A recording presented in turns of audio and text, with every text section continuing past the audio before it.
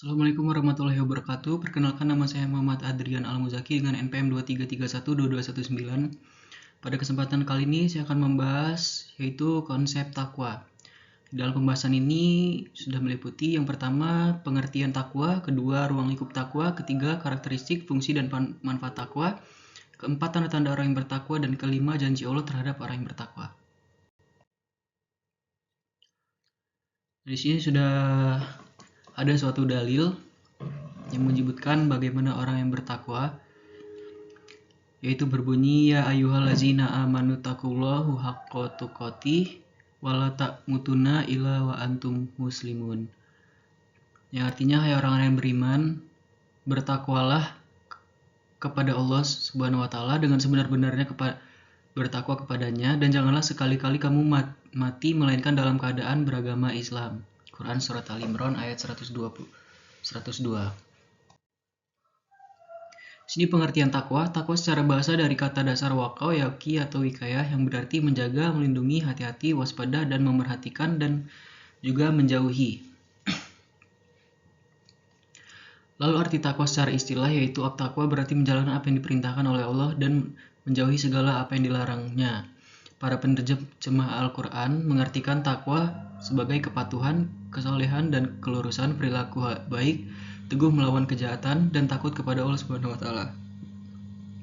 Lalu menurut Al-Quran, takwa mengandung pengertian menjaga diri dari segala perbuatan dosa dengan meninggalkan segala sesuatu yang dilarang Allah Subhanahu wa taala dan melaksanakan segala yang diperintahkannya. Hakikat takwa adalah melaksanakan amal ketaatan kepada Allah karena iman dan mengharapkan pahala dari Allah karena perintah dan larangannya. Di sini juga menurut psikolog Islam, Profesor Dr. Hairun Nasrajab, takwa adalah tata sifat yang memiliki makna konferensif mengenai perilaku saleh yang ditandai dengan bersinerginya elemen kejiwaan antara hati, nafsu, dan akal dalam mewujudkan kebaikan, keriduan, dan keikhlasan. Kebaikan yang dilahirkan takwa atau ketakwaan adalah kebaikan yang memenuhi standar. Jadi kesimpulannya, takwa adalah sikap menjaga, melindungi, waspada, dan memelihara keimanan yang diwujudkan dalam pengamalan ajaran agama Islam secara utuh dan juga konsisten. Nah, di sini ada ruang lingkup takwa. Takwa meliputi segala aspek kehidupan. Pertama, hubungan dengan Allah Subhanahu wa taala, kedua, hubungan dengan sesama manusia, ketiga, hubungan diri sendiri, lalu keempat, hubungan dengan alam dan juga lingkungan hidup. Mulai dari hubungan dengan Allah Subhanahu wa taala dulu. Yang pertama ada memelihara hubungan dengan Allah melalui keimanan, lalu kedua dengan penghambaan, berzikir, dan ketaatan kepada Allah, ketiga menghindari, menjaga diri dari perbuatan dosa, keempat melaksanakan, mematuhi perintah, menjauhi larangan Allah, serta menghormati simbol-simbol keagamaan. Kedua, hubungan dengan sesama manusia. Hubungan dengan Allah menjadi dasar hubungan sesama manusia.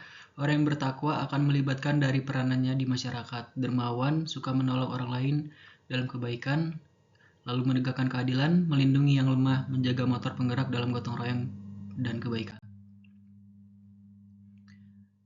Lalu hubungan dengan diri sendiri. Hubungan dengan diri sendiri yaitu orang yang bertakwa ditandai dengan sifat sabar, syukur, tawakal, istiqomah, dan berani menghadapi risiko sebagai konsekuensi dari komitmen terhadap kebenaran.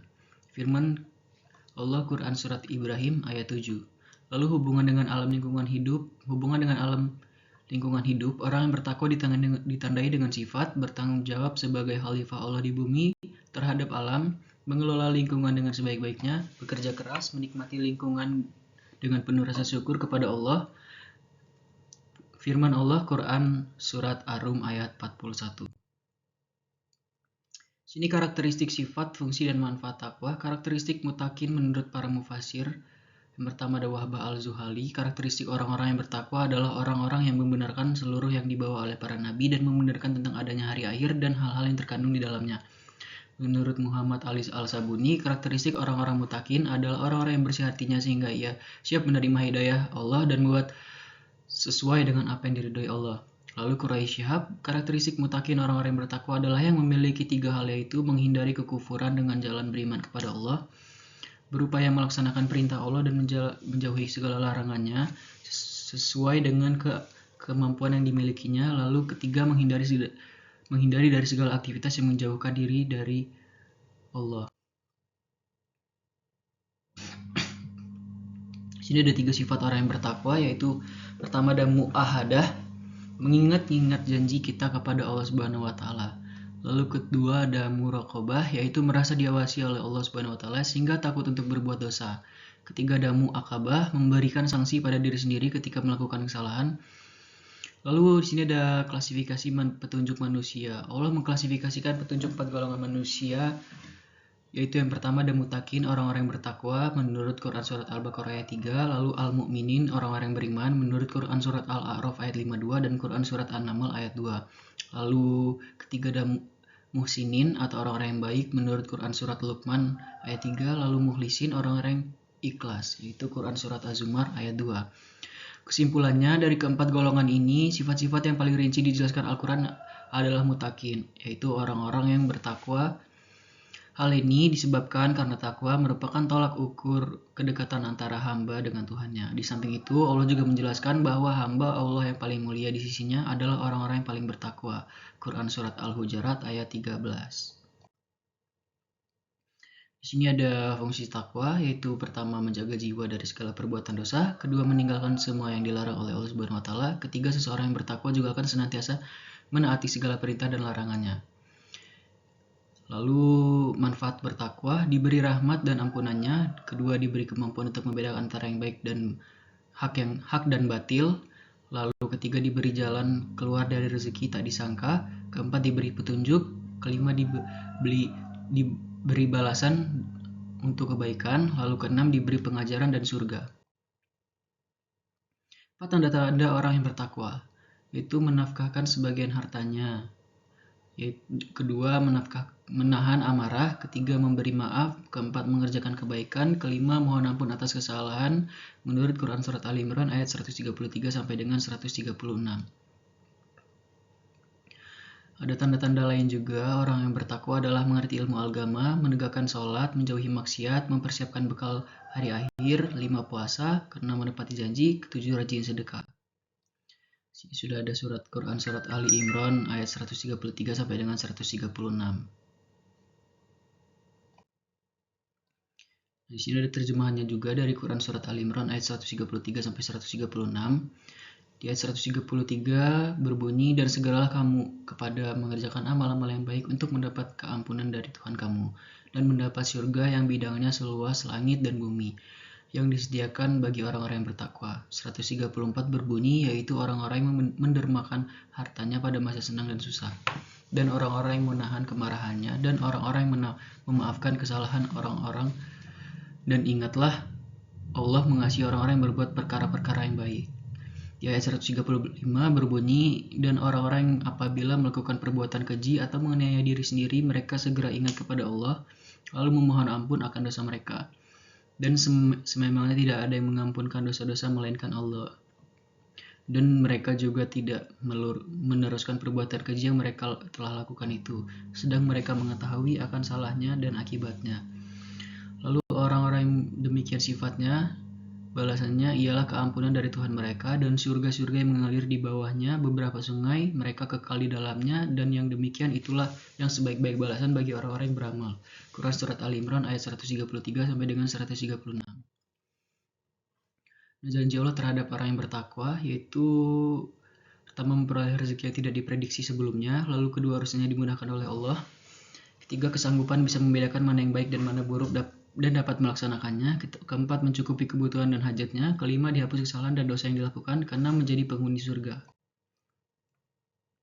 Sini ada dalil lagi, yang pertama dari Quran surat At-Tolak yang berbunyi, wa may yattaqillah yaj'alu lahu makhraja wa may yarzuqhu min haitsu la yahtasib wa may yatawakkal Allahu fahuwa hasbuh innallaha balighu amri wa ja'allahu likulli syai'in qadra, yang artinya barang siapa bertakwa kepada Allah, niscaya Dia akan mengadakan baginya jalan keluar dan memberinya rezeki dari arah yang tiada disangka-sangkanya, dan barang siapa yang bertawakal kepada Allah, niscaya Allah akan mencukupkan keperluannya. Sesungguhnya Allah melaksanakan urusan yang dikehendakinya. Sesungguhnya Allah telah mengadakan ketentuan tiap-tiap sesuatu. Quran surat At-Talaq ayat 2-3.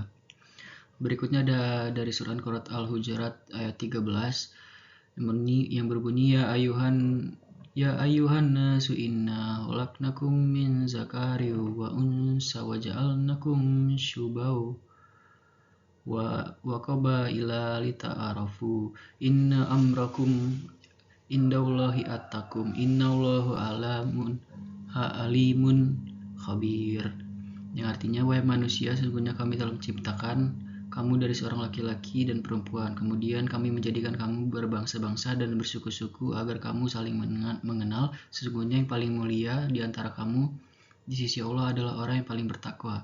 Sesungguhnya Allah Maha mengetahui dan juga Maha teliti. Quran surat Al-Hujurat ayat 13. Ada kutipan juga, orang yang paling lemah ialah orang yang tidak mampu mendapatkan teman, lebih lemah lagi orang yang mendapatkan dan menyia-nyiakannya. Lalu masing-masing kita punya kelebihan dan kekurangan, marilah saling melengkapi dan menyempurnakan untuk mencapai kebahagiaan sempurna, kebahagiaan kita bersama.